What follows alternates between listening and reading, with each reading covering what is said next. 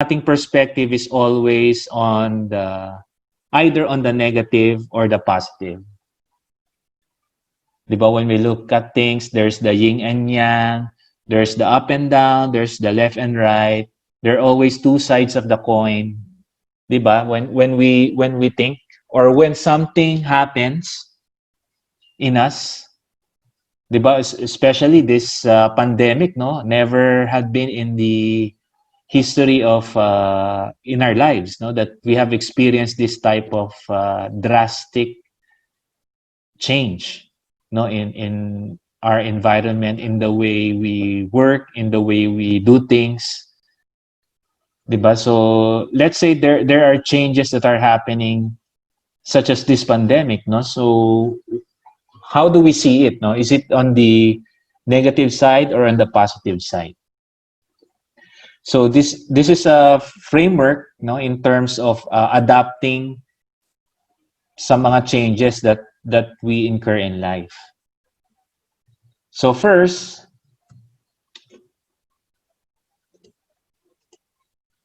ayan, of course, this is from ang reference nito is si Kubler-Ross, no, yung kanyang change curve, if ever you're familiar with that.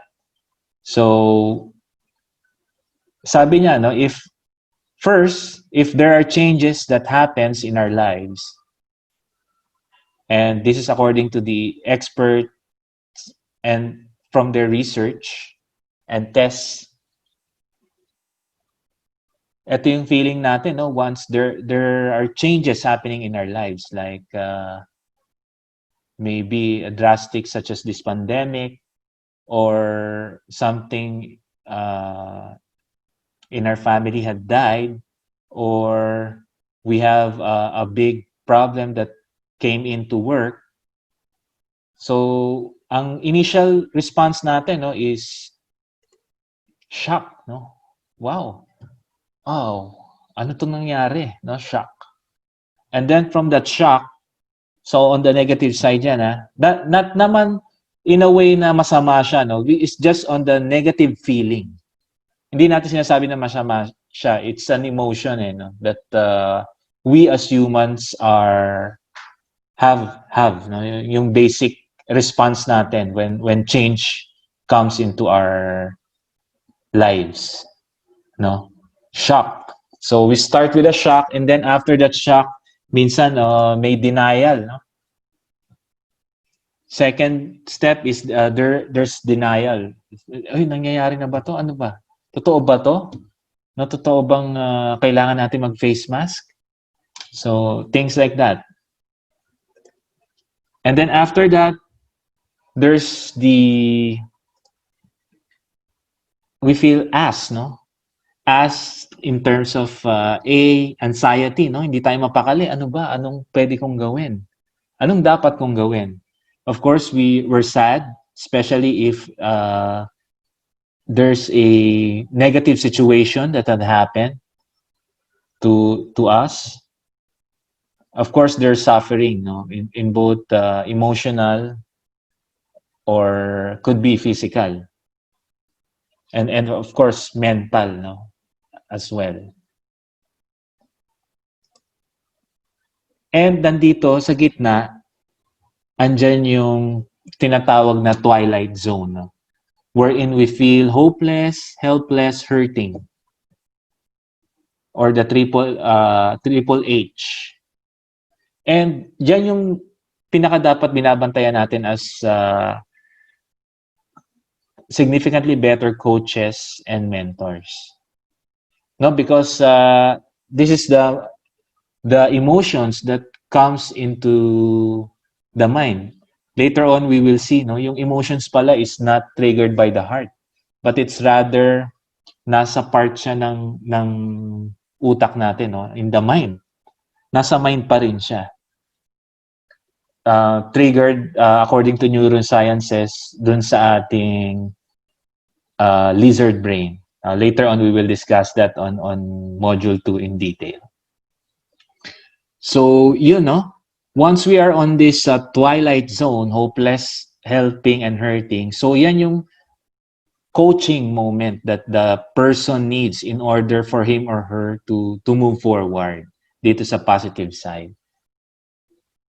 Kasi on this dito maraming nabibiktima sometimes, depende no doon sa person yung kanyang ability to handle stress. Ayan, or ability to act on a certain negative impact in his life, in his or her life. So for example, nawalan ng trabaho, no? And yun nga, feeling stuck, no?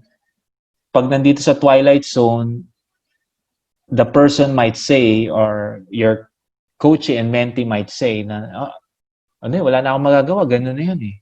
So feeling stuck na siya. Diyan. So yun yung pinaka moment, coaching and mentoring moment where we could come into and help.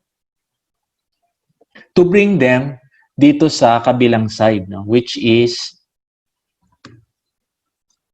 being real, which stands for realization, enlighten, acceptance, and learning. Di ba minsan nangyayari yan sa atin? Like just this pandemic, no? At first we feel shocked, ba? May lockdown now on this March 16 and everyone is not allowed to go out. And then there's denial. Hindi, baka pwede pa mag-grocery. Pwede pang lumabas. And then yun nga, yung nagkaroon na talaga ng ECQ where there are military and police present. So yan, medyo, of course, we felt depressed. Nagsara yung mga businesses and anxiety. So, saan ang source of income ng mga tao? Diba? And then, of course, we felt at that time hopeless, helpless. But now, since things are coming in shape with the new normal, so may mga realization pala na, for example, nakaganda rin pala sa mundo yung ganitong scenario because yung ating carbon footprint is nabawasan. We spend real time with our families. Diba? So na-enlighten, accepting, learning, and na napilitan, no? Even me. At first, no, nangangapa ako dito sa Zoom, no, in terms of providing training services through Zoom, no. But now, yun nga, I have been enlightened, accepting, and learning that this is the new normal.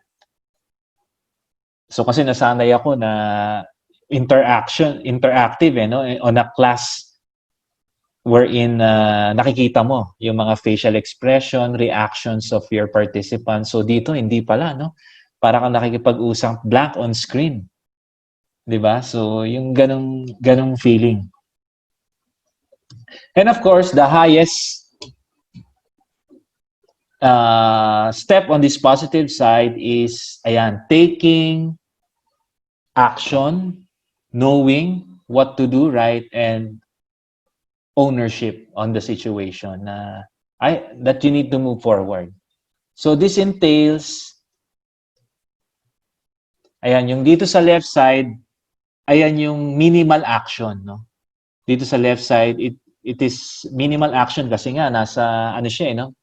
May journey siyang pinagdadaanan eh. But once na nandito na yan, and we have helped through coaching and mentoring, dito na siya sa right side, nandyan yung maximum action. No, yung maximum effort to achieve the results that he or she would want to. Okay, so this is just a simple framework that we need to understand, no, in terms of having coaching and mentoring mindset para malaman natin minsan kung saan nanggagaling yung ating mga coachee and mentees. Okay, so how about you, no? What are you thinking now given the drastic changes happening?